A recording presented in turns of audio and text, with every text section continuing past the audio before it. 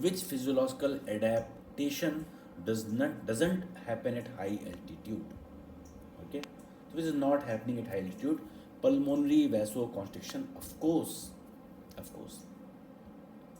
Normally, hypoxia cause vasodilation.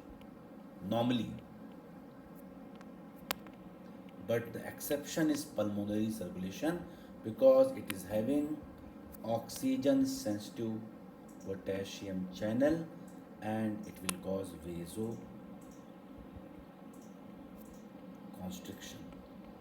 That is why pulmonary hypertension is one of the problem we can face, although rare here, but we should know. So normally hypoxia causes vasodilation, but in the pulmonary circulation, because they have oxygen sensitive potassium channel, so when there is less oxygen, potassium will be trapped, calcium will come inside, causing vasoconstriction. Second, does not happen at high. Hypoxia will be there, of course. Hypoxia will be there at high altitude, and whenever there is hypoxia, it is sensed by peripheral chemoreceptor. It will be sent by peripheral chemoreceptor. Okay, which is that?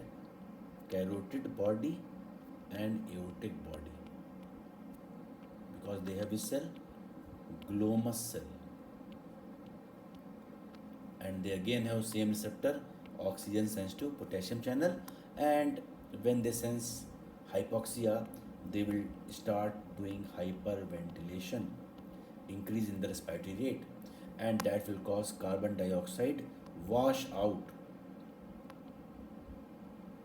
and carbon dioxide washout will cause respiratory alkalosis, not acidosis.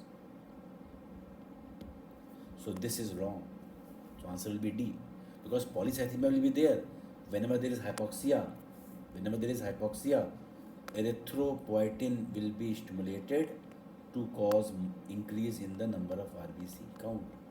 So RBC count will increase. Okay. So respiratory acidosis does not occur at high altitude. I have discussed that.